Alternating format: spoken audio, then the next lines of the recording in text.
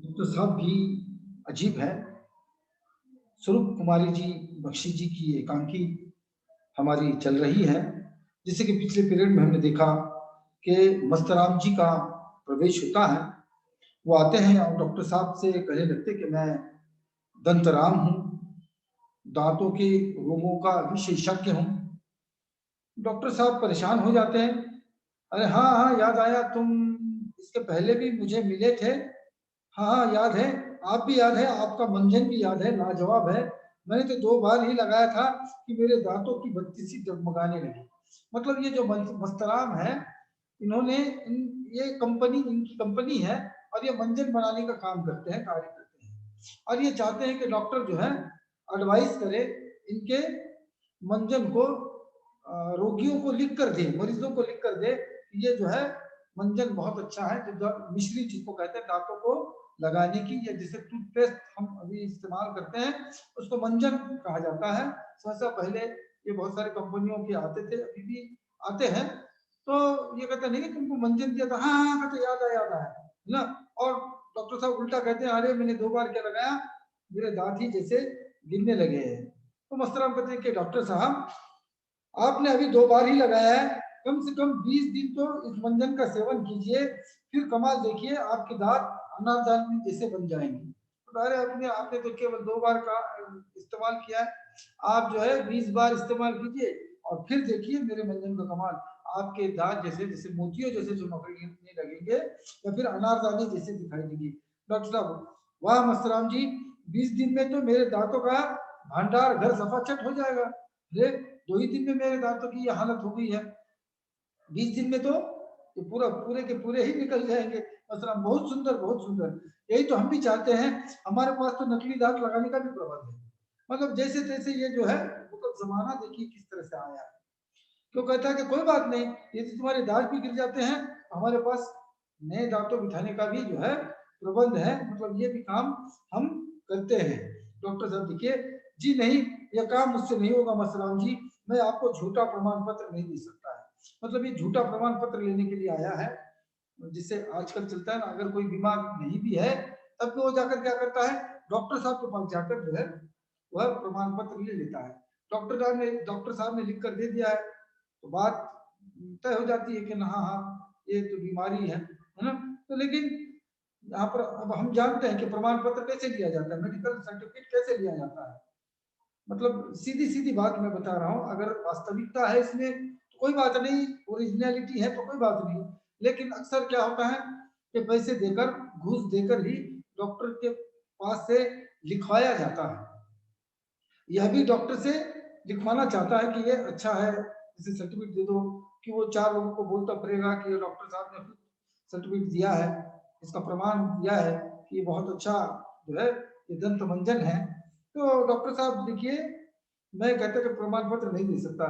अजी डॉक्टर साहब, आपको झूठा प्रमाण पत्र लिखकर नहीं देना होगा, बस फिर अपने बैग में से एक कागज निकालकर इस पर अपने हस्ताक्षर कर देने हैं। आपको बस इतना ही कह देना है कि ये मंजन पीड़ा निवारक, कीटाणुनाशक, दुख भंजन, सुख इंजन है, बस इतना ही। मतलब बात तो वही हो गई है। जैसे लोग जो है रिश्वत देते हैं, अब रिश्वत देने के भी अब नए नए तरीके, नए नए नियम अब बन रहे हैं। रिश्वत मांगने वाला कहता है कि हमारे लिए चाय पानी के लिए पैसे दीजिएगा, चाय पानी 5 रुपए में आती है, मांग रहा है 5,000 रुपये, 5,000 में कहीं चाय पानी आती है।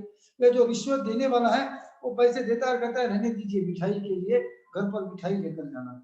अब 10,000 20,000 की कोई मिठाई लेकर कोई जाता है क्या भला। लेकिन ये नए नए जो है तरतीबें हैं, नए नए ढंग हैं भ्रष्टाचार के, रिश्वत लेने के भी और रिश्वत देने के भी। तो कागज निकालता है मानो जैसे पूरा सर्टिफिकेट होगा और कहता है कि इसमें केवल आपको दस्तखत करने हैं, है ना। तो डॉक्टर साहब कहता है नहीं मस्तराम जी, मैं ऐसा आदमी नहीं हूँ, मैं नहीं कर सकता हूँ। मस्तराम कहते कि आप सौदा कर लीजिए, हम तो आपको फीस दे रहे हैं 100 200, अच्छा 5 मन मोतीचूर के लड्डू। अच्छी भगवान जी तो कहा कि 1.25 लड्डू से प्रसन्न हो जाती है। कहते हैं अरे 1 नहीं 2 नहीं, बल्कि हम क्या करेंगे, आपको 5 मन मोतीचूर के लड्डू दे देंगे। समसा हम कहेंगे कि 5 किलो मन ज्यादा होता है, लेकिन 5 किलो लड्डू दे रहे हैं। कहते हैं अरे लीजिए डॉक्टर साहब, हाँ भगवान भी जो है वह सवा छटाक जो है 100 ग्राम लड्डू में ही प्रसन्न हो जाते हैं। तुम तो जैसे आदमी हो, तो डॉक्टर साहब को गुस्सा आने लगता है, वो बार बार उसको मना कर रहे हैं, लेकिन फिर भी ये जो है कह रहा कि नहीं लीजिए।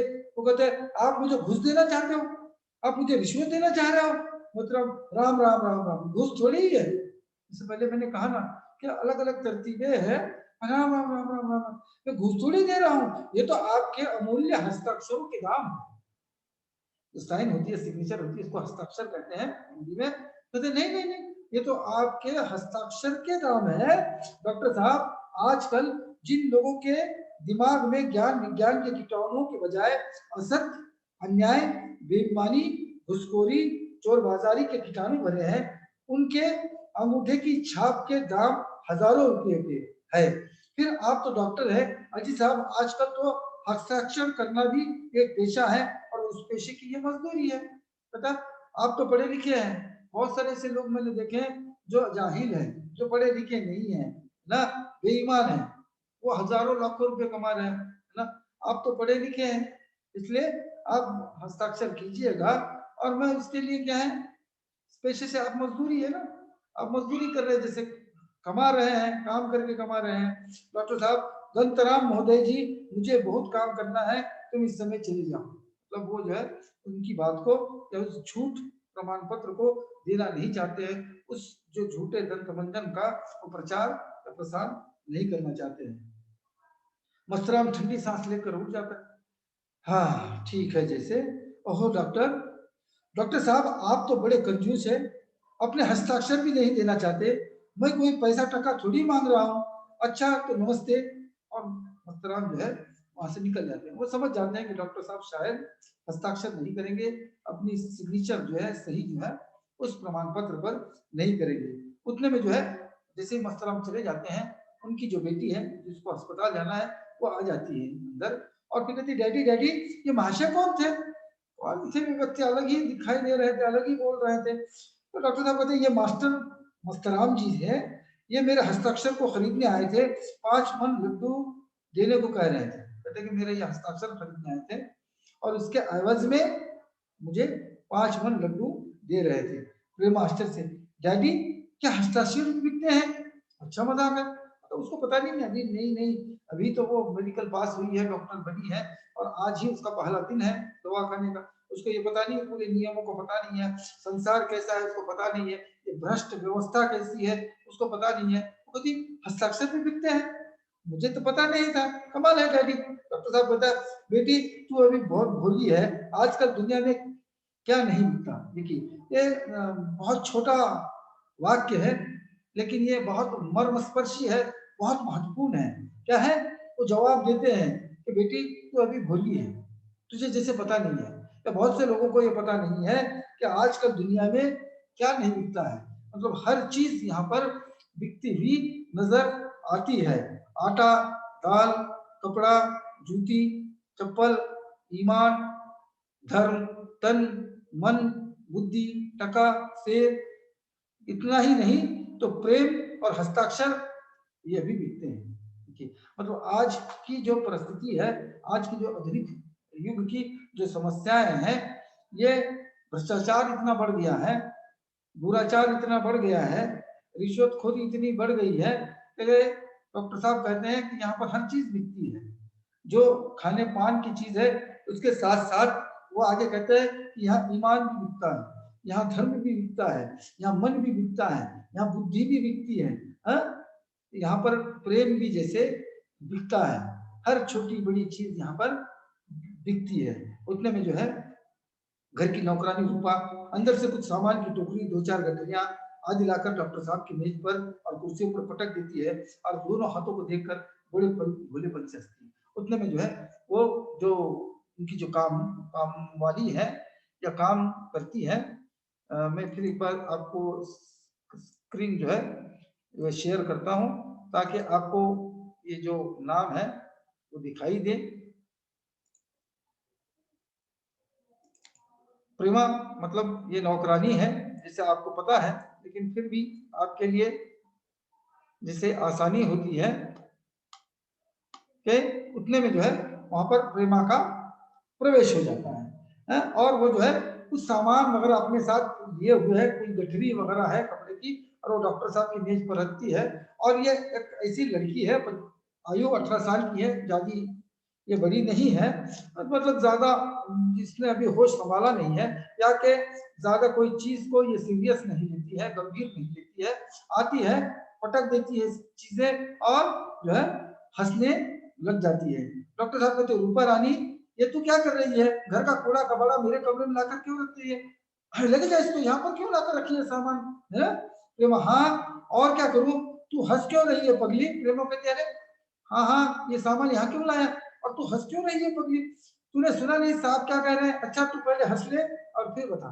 उसको आदत है हंसने की। बहुत सारे लोग हैं जो थोड़ी छोटी छोटी बातों को भी हंसते हैं, कभी कभार तो अनायास ही हंसते हैं। कोई उदाहरण क्या या कोई घटना ऐसी घटित भी नहीं होती, सामान्य बोलचाल होती है और उसमें भी लोग हंसने लगते हैं। ये प्रेमा इसी प्रकार की यह लड़की है, यह नौकरानी है और वो हंसने लगती है। रूपा कहती ठीक है पहले तो हंस ले और उसके बाद बताइए ये सामान यहाँ पर क्यों लाया है? तो रूपा कहती देखिए बीबी क्या करूं, मुझे सवेरे चाय न मिले तो खूब हंसी आती है, फिर जोर से हंसती है, मुझे खूब जोर से हंसी आती है। बात यह है कि मैंने कहा बहू जी चाय दो, बहू जी ने कहा भाड़ में जाए, बस मुझे हंसी आ गई। अब रुकी नहीं, बात यह है बहू जी ने कहा रूपा घर का सामान बाहर के दवाखाने में रखा, उधर कुटाई होगी, और फिर हंसती है। तो कहा कि मालकिनी ने कहा है और कहा कि मुझे चाय नहीं मिली। बहुत से लोगों को आदत होती है, मतलब कोई चीज नहीं मिलती है हंसते हैं। ये केवल कहने भर के लिए है, हो सकता है कि आदत होती है। तो कहते कि चाय नहीं मिली इसलिए हंस रहे। फिर कहते कि सामान क्यों लाई? तो मालकिन ने कहा है कि लीपा पोती होगी, रंग वगैरह, जैसे कहते हैं शादी आई है, प्रेमा की शादी है, 15 दिन के बाद यानी 10-12 दिन के बाद ही अब क्या है शादी है, तो उसके लिए लीपा पोती वगैरह होती है हमारे पास की, जैसे कोई रंग रंगोटी होती है। तो एक कमरे का सामान दूसरे कमरे में जाता है, दूसरे कमरे का इधर आता है, इस तरह से सारा सामान अस्त व्यस्त हो जाता है। व्यक्ति क्या दीपक पुत्री होगी। डॉक्टर साहब बेवकूफ लड़की, ये सामान यहाँ से ले जा, तू पता नहीं मेरे मरीज आने वाले हैं, ये पता नहीं कि मेरे मरीज आने वाले, ये दवाखाने का कमरा है, लेकर जा यहाँ से। तो रूपा कहती बड़ी मुश्किल है। बहू जी कहती है इधर सामान रखो, आप कहते हैं उधर रखो। रूपा क्या करे, इस फेर में आज चाय भी नहीं मिली। फिर हंसती है, कहती मैं क्या करूं? मतलब मेम साहब कहते हैं, मतलब बहू जी मतलब यहाँ पर सुशीला को कह रही है कि मालकिन कहती इधर रखो, आप कहते हैं उधर रखो, एक तो सुबह से चाय भी नहीं मिली ना। और फिर जो है हंसती है। डॉक्टर साहब देखिए मैं ये सब कुछ नहीं जानता, मैंने तुमसे यहाँ कहा था कि यहाँ पर शोर भी मत करो, और फिर यहाँ पर सफेदी नहीं करवाना है, मुझे यहाँ पर इस कमरे को रंग नहीं देना है। रूपा ओ डॉक्टर साहब आज भी क्या हंसी की बात कर रहे हैं? हंसती हुई, सफेदी नहीं होगी तो मिस साहब की शादी कैसे होगी? प्रेमा मिस साहब मुंह पर पाउडर लगाती है, आप सिर पर काला रंग लगाते हैं, मकान पर सफेद की पुताई होती है। कैसे नहीं रंग करेंगे, कैसे नहीं चूना लगाएंगे? आपको तो रंग रोगोटी करनी ही चाहिए क्योंकि आपकी बेटी की जैसे शादी वगैरह है, इसलिए आपको आपका कमरा भी रंगाना पड़ेगा। डॉक्टर साहब कहती रूपा मैंने कहा ना ये सब पूरा कबाड़ा यहाँ से लेकर जाओ, ये डॉक्टर साहब का दवाखाना है, कबाड़ी की दुकान नहीं है।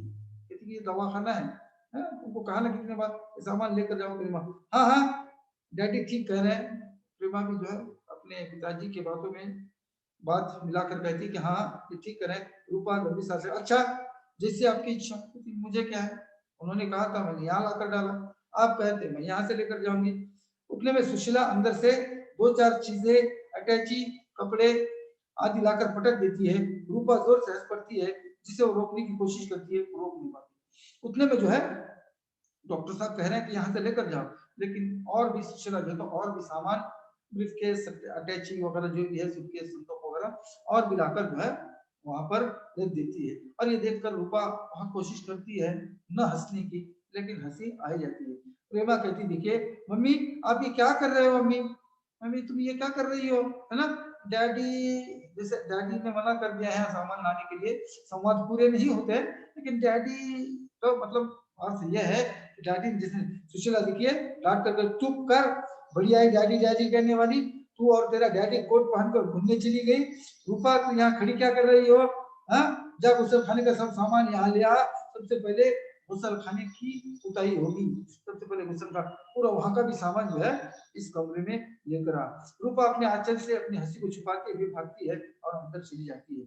डॉक्टर साहब देखिए कहते, प्रेमा अपनी मम्मी से पूछो ये सब क्या हो रहा है, मेरे मरीज कहाँ बैठेंगे, क्योंकि वो परेशान है, क्योंकि उसके पास जो है वो दवाखाने का वो कमरा है या दवाखाना है, घर के सामने का वो कमरा है, और वहां पर उसके मरीज आने आएंगे और वहां पर ये सामान रखा जा रहा है। वो कहता कि तुम्हारे मम्मी से पूछो कि मेरे मरीज कहाँ बैठेंगे। सुशीला, प्रेमा अपने डैडी से कह दो कि मरीज जाए भाड़ में, वो गरीब मजदूरों से पैसा नहीं लेते, अमीर मरीजों के घर नहीं जाते क्योंकि उनका पैसा काला है। तेरे डैडी राजा हरिश्चंद्र के दादा और दानवीर कर्ण के पर नाना है, सारा घर चौपट हो गया है। देखिए वो चिढ़ती है, गुस्सा करती है, अपने अपने पति के आदत पर उसको गुस्सा है। वो कहती कि जो गरीब आता है मरीज उससे वो पैसे नहीं लेते, और अमीरों के घर पर जाकर इलाज नहीं करते, क्योंकि वो कहते हैं कि अमीरों के पास काला धन होता है, ये पैसे हमको नहीं चाहिए, मेरे जीवन में मेरे परिवार में वो पैसे नहीं लगने चाहिए। तो तुम्हारे पिताजी जो है वह कौन है, हरिश्चंद्र के दादा राजा हरिश्चंद्र होकर गया है, जो काफी सच कहता था, ईमानदारी से अपना जीवन इसमें जगा है, इसलिए जिया है, इसलिए उनको जो है राजा हरिश्चंद्र की औलाद, ये क्या है, लोकोक्ति है, मुहावरा चलता आया है। या फिर जो दान देने में सर्वश्रेष्ठ जिसको माना जाता है वो है कर्ण। तो कर्ण के भांति बहुत दानशूर हमको बनना चाहिए। कहता है कि तेरे जो डैडी है वह क्या है, कर्ण की तरह दानवीर है, उसके भी परनाना है। रूपा सफेदी का सामान लेकर कमरे में रख देती है और ओढ़नी के आंचल से छुपाने लगती है। डॉक्टर साहब, उफ ये क्या मुसीबत है, देखिए यार आ ही गए तुम, अरे मैं कह रहा हूँ ना नहीं चाहिए। सुशीला, अरे बेवकूफ तूने, मैंने तुझसे कहा था कि गुसल खाने का सामान यहाँ ले आ और सफेदी का सामान वहां ला, तूने तो उल्टा कर दिया है ना। मैं पूछती हूँ तुमको होश है नहीं, मैंने क्या कहा था तुमको, पहले गुसल खाने का सामान पूरा यहाँ डॉक्टर साहब के कमरे में लेकर आओ और पहले वहां उताई होगी। लेकिन इस बात पर वो हंसती है, हंसती क्यों है, क्योंकि उसको याद रखिए कि चाय नहीं मिली है। प्रेमा, मम्मी जब तक इसे चाय नहीं मिलेगी वो हंसती ही रहेगी, क्योंकि इसको चाय पिला दो ना, जब तक नहीं मिलेगी वो हंसती ही रहेगी। सुशीला, और जब तक ये हंसना बंद नहीं करेगी मैं इसे चाय नहीं पिलाऊंगी। वो भी जो है उल्टा चलती है सुशीला भी, क्योंकि जब तक ये चुप नहीं रहती मैं भी इसे चाय नहीं दूंगी, चाय नहीं दूंगी। ये सुनते ही रूपा और भी जोर से हंस पड़ती है और दरवाजे से वो अंदर चली जाती है। और सुशीला की गति, अरे सफेदी का सामान तो लेती जा, अच्छा ठीक है इसी कमरे में क्यों ना सबसे पहले सफेदी कर दी जाए। कहती ठीक है कोई बात नहीं, हम यही कमरा पहले ले लेंगे। डॉक्टर साहब, मैं पूछता हूँ सफेदी की जरूरत ही क्या है, क्योंकि उनके मरीज आने वाले हैं वहां पर। इसे कहती है यार ये लिपा पोती इसकी क्या जरूरत है, अच्छा ही तो कमरा है। हाँ?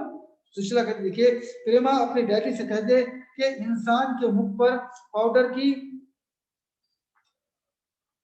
पुताई और मकान की दीवार पर सफेदी का पाउडर बहुत जरूरी है। मतलब आज की दुनिया को लेकर ये बात कही है कि मनुष्य के चेहरे पर जो पाउडर लगता है तो उससे सुंदरता की दृष्टि से ये कह रही है कि सुंदर दिखता है आदमी या स्त्री, उसी तरह से कमरे को भी जो है पुताई वगैरह या दीवार को भी सफेद पाउडर लगाना पड़ता है।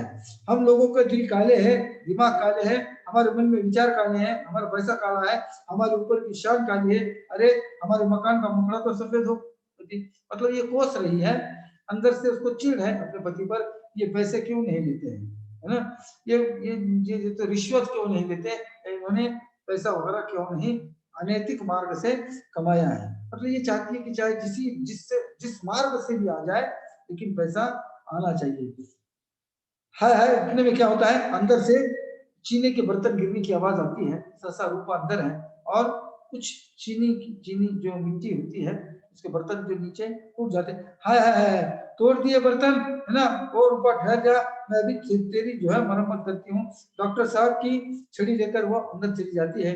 डॉक्टर साहब, उफो क्या मुसीबत है, न जाने मैं सवेरे इसका मुंह देखकर उठा था, वो याद आ गया श्रीमती जी का मुख देखा था, तो क्या खड़ी खड़ी हंस रही है, हाँ जा तो सामान लेकर जा, अरे जल्दी कर मेरे मरीज आते ही होंगे।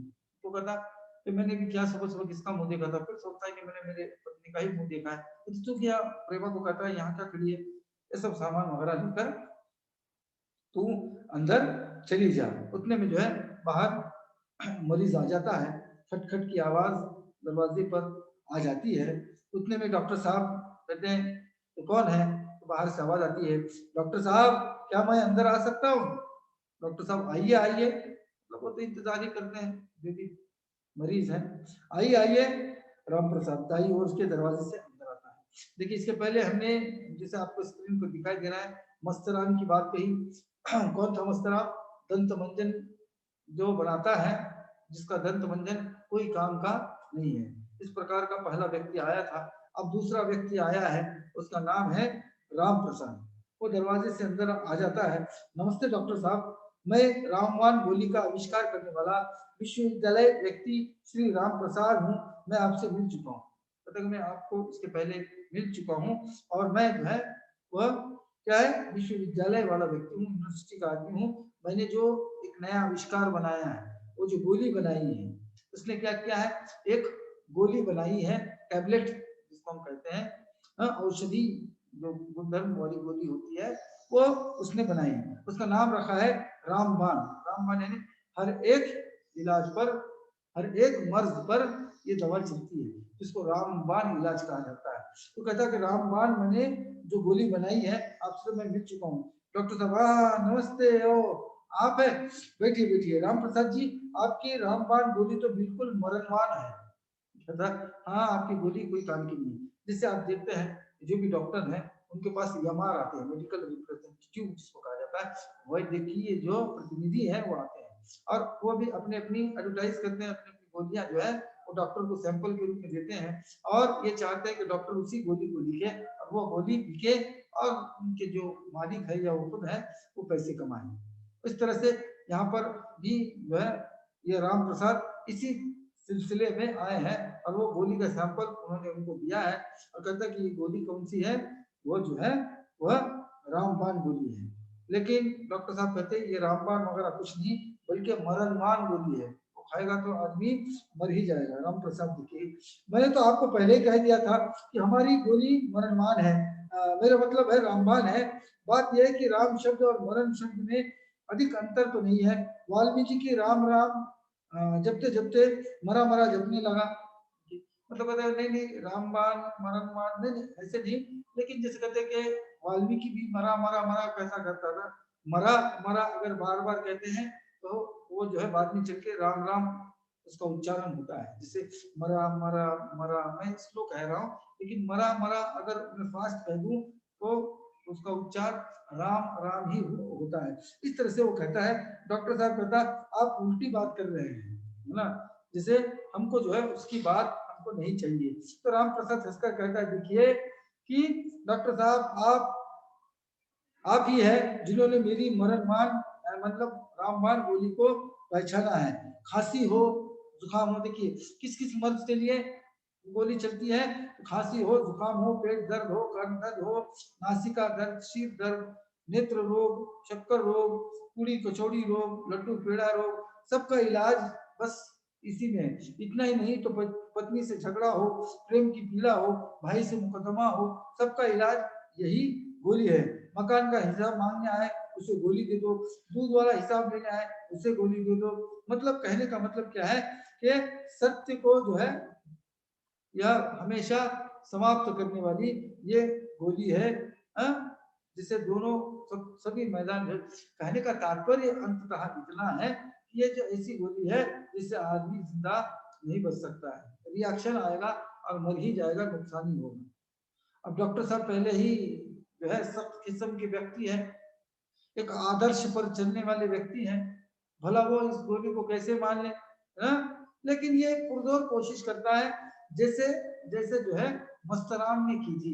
मस्तराम हस्ताक्षर करने के पैसे दे रहा था, 5 मन लड्डू वो दे रहा था, लेकिन डॉक्टर साहब ने नहीं लिया, उसको आगे बढ़ाया। उनका मंजन वगैरह जो जितना भी था उसका उन्होंने जो है कोई इस्तेमाल करने के लिए सलाह नहीं दी, ना ही तो कोई प्रमाण पत्र।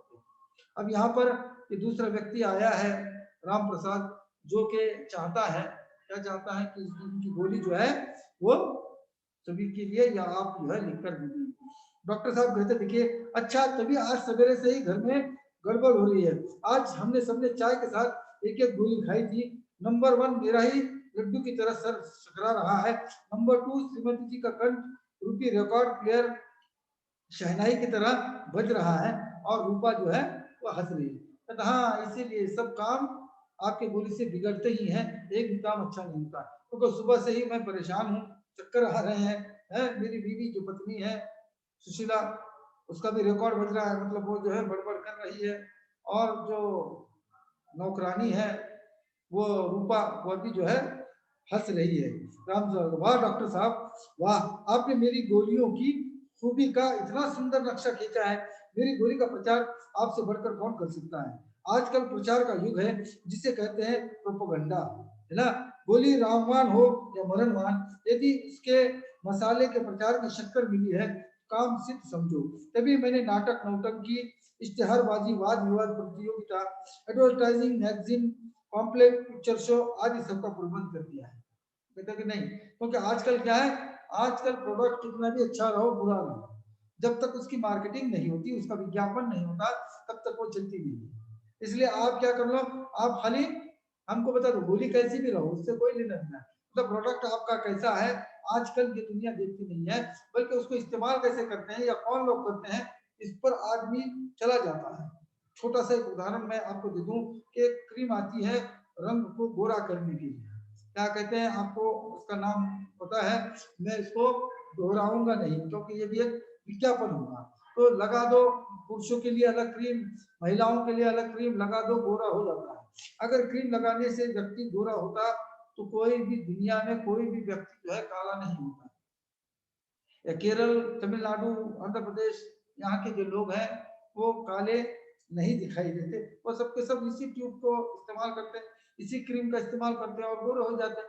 लेकिन ऐसा नहीं, विज्ञापन के जरिए जो है ये प्रोडक्ट या ये जो लोग हैं हमको ठगते हैं, हमको बहकाते हैं, फुसलाते हैं और हम भी उसकी ओर आकर्षित होते हैं। कहा कि नहीं नहीं, ये डॉक्टर ने कहा है, अरे रेडियो पे मैंने सुना है, अरे दूरदर्शन पर देखा है, बहुत सी जगह पर मैंने देखा, पॉम्पलेट भी छपवाए हैं। आजकल देखिए आप, पॉम्पलेट छपते हैं, अखबार में जो है बड़े बड़े विज्ञापन इस संदर्भ में आते हैं। आजकल तो मेडिकल के भी जो दवाइयां हैं उसके भी विज्ञापन आपको बिल्कुल आखिरी पन्ने पर देखिए, कोई भी अखबार उठा लीजिए, आपको एक या दो इश्तेहार विज्ञापन इस संदर्भ में आपको दिखाई देंगे। तो कहता है मैंने सब इंतजाम किया है डॉक्टर साहब, पर आपका माल तो नकली है। कहता ठीक है, आपने सब इंतजाम किया, लेकिन आपका माल अच्छा नहीं है, बिकेगा नहीं, ये तो नकली है। राम प्रसाद कहता है डॉक्टर साहब आप बिल्कुल भूले बाबा है। कहता अरे हाँ मालूम है मुझे ना, ये मालूम है, तुम तो बहुत भूले हैं। क्या है अजी साहब, यदि माल असली होगा तो मैं प्रचार का खर्च कहाँ से निकालूंगा, फिर आपको फीस भी तो देनी होगी। पता कि माल अगर असली है तो मुझे प्रचार करने की क्या जरूरत है। देखिए ये वास्तविकता है। अगर प्रोडक्ट अच्छा है, अगर प्रोडक्ट अच्छा है तो आपको जो है इसकी विज्ञापन करने की आवश्यकता नहीं है, उसका प्रचार प्रसार यूं ही हो जाता है, उसकी पब्लिसिटी ऐसी होती है, उसका प्रोपोगंडा ऐसे ही होता है। लेकिन माल यदि खराब है, बिक रहा नहीं है, तो उसके लिए विज्ञापन, इश्तेहार वगैरह जो है आपको देने पड़ते हैं। तो वो कहता है अरे बाबा इसीलिए तो मैं कह रहा हूँ, है ना, मतलब फिर इतना सारा पैसा मैं खर्चा कहाँ से निकालूंगा, और आपकी फीस भी देनी है। डॉक्टर साहब अच्छा, तो आप मुझे घुस देना चाहते हैं श्रीमान जी, कलयुग का जमाना आया है ना, पता, तो तुम मुझे घुस देना चाह रहे हो, हाँ? आप जानते हैं मैं कौन हूँ, कैसा व्यक्ति हूँ, है? और तुम मुझे घूस दे रहे हो। डॉक्टर साहब, वो राम प्रसाद जी हंसते हैं, अजी नहीं डॉक्टर साहब, कलयुग तो कब से बीत गया, मतलब कलयुग कहाँ रहा, अब वो तो बीत गया, अब आधुनिक युग जैसे आ गया। आजकल जमाना है लूटो रे मेरे भाई, घूस लो मेरे भाई। एक जमादार पान बीड़ी की घूस लेता है। देखिए वर्तमान व्यवस्था कैसी है, मतलब ये व्यंग कहाँ है, व्यंग कसा है, उन लोगों पर जो रिश्वत लेते हैं। कैसे रिश्वत लेते हैं, ये सीधे तौर पे कह रहा है कि आजकल तो लूट मची है, हर जगह कहीं पर भी जाइए आपको लूटा ही जाता है, पैसा ही लिया जाता है, ठगे जाते हैं, घूस लो भाई, है ना। एक जमादार पानी बीड़ी के लिए घूस लेता है, एक चपरासी चाय की घूस लेता है, छोटा बाबू मिठाई के डब्बे की घूस लेता है, बड़ा बाबू नकदी लेता है, अफसर शराब की बोतल की घूस लेता है, वो बड़े नेता चुनाव के खर्चे की घूस लेता है। क्या ना, सही बात है ना। जैसे वास्तविक स्थिति का चित्रण इस एकांकी में हुआ है, जिसे आप देखते हैं, हम देखते हैं। तो बहुत सारे लोग हैं बिना पैसे के कोई काम नहीं होता है। हमारी फाइल आगे बढ़ नहीं पाती जब तक हम घूस नहीं देते। भले ही आपकी फाइल अच्छी है, आपके जितने भी दस्तावेज है, डॉक्यूमेंट है, ये सही है, प्रामाणिक है, किंतु फिर भी जब तक आप घूस नहीं देते तब तक वो फाइल नीचे से ऊपर तक ये नहीं जाती। और आपको घूस देना है तो केवल एक व्यक्ति को नहीं, बल्कि जो चपरासी से लेकर तो आला अफसर तक घूस देनी पड़ती है, रिश्वत देनी पड़ती है। ये आज की सिस्टम जैसे बनी हुई है, लेकिन बहुत कम लोग ऐसे हैं जो घूस नहीं लेते हैं, लेकिन वो जो है बदनाम हो जाते हैं, उन्हें बदनाम किया जाता है, सहसा उनको उस अधिकार पर रखा नहीं जाता, उनका तबादला हो जाता है। तो इस तरह से आज का माहौल है। इसलिए राम प्रसाद कहते हैं कि आज तो सभी घूस लेते हैं। डॉक्टर साहब, राम प्रसाद जी, मैं आपकी मरणोन्मुख गोली का प्रचार नहीं कर सकता, मैं आपकी गोली का जो है प्रचार नहीं करूंगा। राम प्रसाद कहते, डॉक्टर साहब मैं तो आपको एक गिन्नी देने के लिए तैयार हूँ। अच्छा 2, 3, अच्छा 5 गिन्नियां ले लो, हाँ ये लीजिए, और जैसे आप मेरे गोली का प्रचार कीजिए, मैं 5 गिन्नियां दूंगा। देखिए, जैसे एकांकी के आरंभ में सुशीला जी ने कहा था कि किसका फोन आया है, इस समधी का फोन आया है। वो क्या मांग रहे हैं? 5 मन लड्डू, 5 गिन्नियां और 5000 नगद मांग रहे हैं, जिसमें से 5 मन लड्डू देने को तैयार था मस्तराम जी, उन्होंने नहीं लिए। इसके बाद राम प्रसाद जी 5 गिन्नियां 5 रुपया दे रहा है, लेकिन वो नहीं लेते हैं। फिर जो है राम प्रसाद ठंडी सांस लेते हैं, अच्छी बात है, अफसोस वो करता है और वहां से बाहर चला जाता है। डॉक्टर साहब जो है वह उसका काम या उसका जो है उसकी जो बात को वो नकार देते हैं, उस बात को नहीं मानते हैं। डॉक्टर साहब नमस्ते करते हुए, रूपा ओ रूपा क्या करो, आज अभी तक कंपाउंडर भी नहीं आया। फिर जो है अपनी बेटी को आवाज देता है, रूपा ओ रूपा कहाँ पर हो, है जिसे आज जो है वो कंपाउंडर भी नहीं आया है। रूपा देखिए, क्या है डॉक्टर साहब, ये लो मैं आ गई। रूपा कह रही है, डॉक्टर साहब रूपा तुझे दिखाई नहीं देते, यहाँ कितनी गंदगी हो रही है, आज तूने कमरा भी साफ नहीं किया। रूपा बीवी कहती है साड़ी पर इस्त्री करो, आप कहते हैं बोतल शीशी साफ करो, बहू जी कहती है धूप करो। रूपा बेचारी क्या क्या करे, मतलब हर कोई व्यक्ति उसको काम कह रहा है। फिर डॉक्टर साहब देखिए वो साफ सफाई करती है रूपा, और फिर डॉक्टर साहब चौकर, अरे क्या हुआ, उफ वो तुम सब मिलकर मेरी चिंतिया गंजी कर लोगी, अरे ये तूने क्या किया, 10 रुपए की दवा की बोतल चकनाचूर कर डाली। उतने में रूपा जो है साफ करते करते उनकी बोतल गिरा देती है, गिर जाती है। वो परेशान हो जाते हैं, अरे मेरे तुझे 10 रुपए की बोतल। तो रूपा जो है तो उसको चाय नहीं मिली, वो हंसती हुई, डॉक्टर साहब इंसान का दिल टूट जाता है, वो तो बोतल है थी, आज इतनी सी बात पर आप इतनी सी बात पर परेशान होते हैं। क्योंकि रूपा भी लगे हाथों, रूपा को वो आधुनिक स्त्री है, आधुनिक जो तो नारी है, वो तो यहाँ के इंसान है, यहाँ पे इंसान के दिल टूटते हैं, ये तो आपकी 10 रुपए की बोतल ही तो टूटी है। डॉक्टर साहब न जाने आज मैं किसका मुंह देख कर उठा हूँ, अरे हाँ आज श्रीमती जी के मुंह पर नजर पड़ी थी, बता दिया आप, हर हर आदमी आकर मुझे ही सता रहा है। पहले तो सुबह से ही सुशीला ने जो है मेरा सर में दर्द कर दिया, उसके बाद जो 2 मरीज आए वो भी इसी तरह के आए, एक रिश्वत दे रहा था, कई की रिश्वत दे रहा था, वो जो है 5 मन लड्डू देने के लिए तैयार था, हस्ताक्षर करने के लिए दंतमंजन जो उसने बनाया है। उसके बाद लिपा पोती हो रही थी, पूरा सामान वहां लाकर रख दिया गया था, वो हटाने के लिए कहता है, उतने में दूसरा जो है मरीज आता है। तो मरीज क्या है, वो भी जो है लालची स्वार्थी व्यक्ति है, वो अपनी बनाई हुई गोलियों को बेचना चाहता है, वो चाहता है कि डॉक्टर साहब इसका विज्ञापन करें, है इसका प्रचार एवं प्रसार करें, और इसके बदले में उनको वो 5 गिन्नियां देने के लिए तैयार है। लेकिन डॉक्टर साहब इस ऑफर को भी, इस घूस को भी वो ठुकरा देते हैं। उतने में बाद में जो है यहाँ पर वो साफ करने लगती है कमरा, कांच की बोतल भी जो है वो टूट जाती है। वो परेशान हो जाता है कि मैंने सुबह से किसका मुंह देखा है। फिर याद करके फिर कहता है, हाँ हाँ मैंने तो मेरी श्रीमती जी का ही मुंह देखा है, मतलब उसका चेहरा देखा है।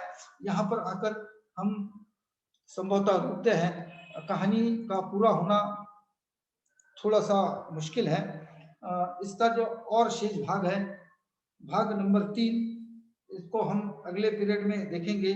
लेकिन याद में रखिए अब तक दो मरीज क्या कहूँ, घूस देने के लिए 2 लोग आए हैं, एक है मस्तराम है और दूसरे राम प्रसाद जी हैं, जो दोनों आए हैं डॉक्टर साहब को खरीदना चाहते हैं। सहसा घूस देना चाहते हैं, लेकिन डॉक्टर ईमानदार है, वो अपने कर्तव्य के प्रति दक्ष है, वो जो है इन सारी चीज़ों को ठुकराता है। हालाँकि उनको पैसे की अत्यंत आवश्यकता है, उनकी बेटी की सगाई विवाह है, लेकिन फिर भी जो है वो अपने आदर्शों पर, अपने आदर्शिक मूल्यों पर डॉक्टर चलते हुए दिखाई देते हैं। यहाँ पर आकर हम रुकते हैं, अगले पीरियड में इसके बाद की कहानी को हम लेंगे। तब तक मुझे दीजिएगा इजाज़त। धन्यवाद।